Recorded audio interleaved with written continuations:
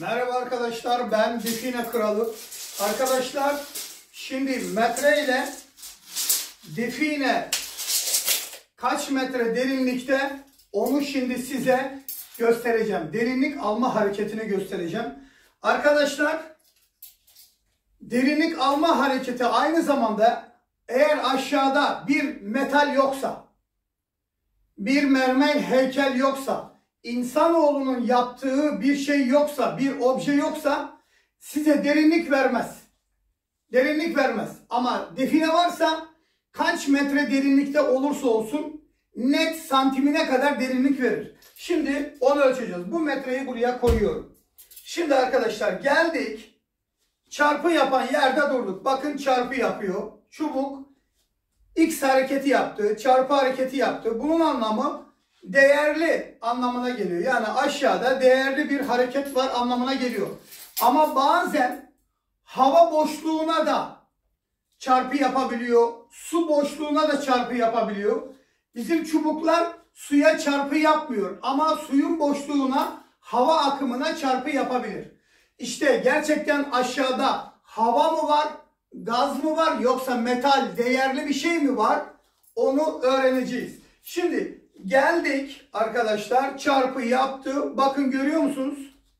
Evet, tam çarpı yapan yerde duruyorum. Evet, şimdi metreyi 5 metre 10 metre uzatın. Mümkünse 10 metre uzatın. Bakın tam definenin çarpı yaptığı yerin oraya metrenin ucunu koyuyorum. Tam çarpı yaptığı yerin ucuna. Böylelikle metalin gazı direkt metreye vuruyor. Hani şırıngaya böyle kan çekiyorsunuz ya. Çektikçe şırınga doluyor. Bu metalin gazı metre üzerinde hemen dolmaya başladı. Derinliği kadar gitmeye başladı yani. Şimdi çubuğu da tutuyorum. Bakın şu hareket çok önemli. Bakın çarpı yaptı. Değerli malın üstünde çarpı yaptı. Bir adım attım, açtı. Bakın bir adım attım, açtı. Metrenin üstüne geldim, çarpı yaptı. Ve çarpı yaparak devam edecek. Derinlik boyunca devam edecek. Açtığı yerde derinlik bitecek. Evet, gidiyoruz. Bakın açtı. Geri geliyorum. Şurası. Tam emin olmak istiyorum. Tam burada. Bakın tam açıyor. Tam çarpıyı açmadan son haliki yeri tam indiriyorum. Şuraya geliyor. Yani arkadaşlar yaklaşık define 80-90 santim derinlikte diyor. Peki bu şu an derinlikte mi? Değil. Ama ben şimdi böyle tutuyorum ya. Bu çubukla bunun arası 80-90 santim. Yani şöyle.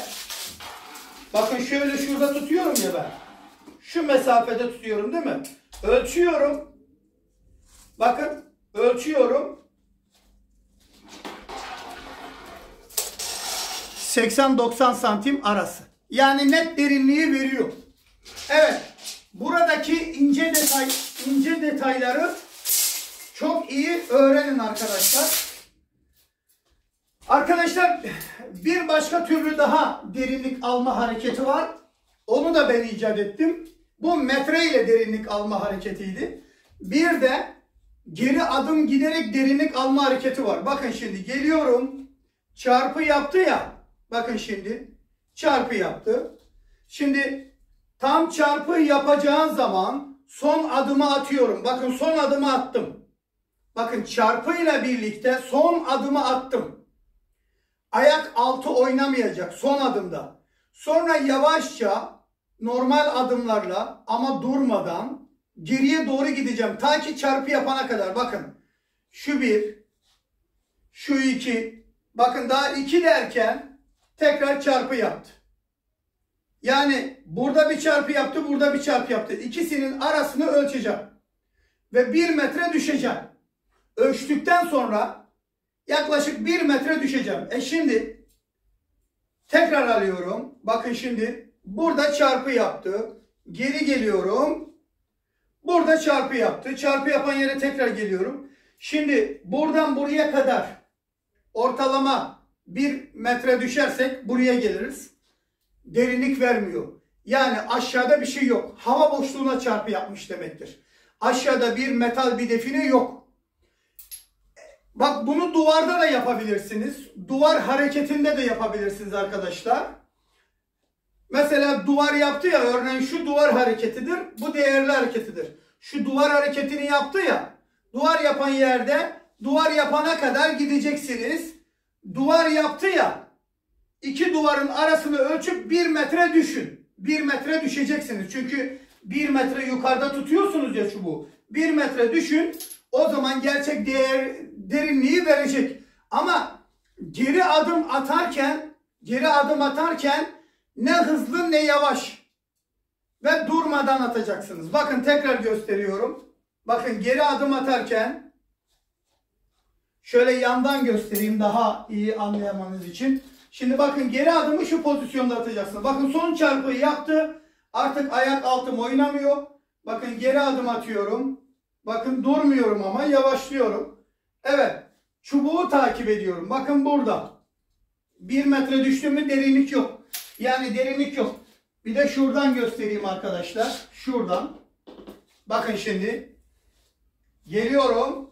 Çarpı yaptığı anda son adım artık oynatmıyorum ayak altımı. Şimdi derinlik alıyorum. Bakın geliyorum ama durmuyorum. Bakın çarpı yaptığı yerde geri geliyorum. Ayarlama yapıyorum. Tam çarpı yaptığı yeri bulmaya çalışıyorum. Evet burada yaptı. Buradan buraya kadar düştüğüm zaman buraya gelir. Derinlik vermiyor. Yani anlayacağınız arkadaşlar iki türlü de derinlik alabilirsiniz. Ama metre ile derinliği daha kolay alırsınız. Onu söyleyeyim. Bunların hareketlerini keşfeden kişi benim arkadaşlar. Aynı zamanda su ve doğal kayaya gitmeyen bu saf kromdan alan tarama yaptım arkadaşlar. Almak isteyenler bana ulaşsınlar. Evet gördüğünüz gibi özel. Bu alan tarama laf olsun diye yapılmaz arkadaşlar. Bu simetrik ölçülere ait. Yani bunun olması gereken uzunlukta, olması gereken kalınlıkta şu çubuk. Bakın şuradan şuraya kadar tıraşlamışız ki dönüş hızı bir küpeye, bir yüzüğe de dönmeli, bir tek paraya da dönmeli, bir küp altına da dönmeli. Onun için şu dönüş hızı çok önemli. Toplam ağırlığı yarım kilo bile değil arkadaşlar. Saf krom paslanmaz. Define çubuğu kromdan olur arkadaşlar.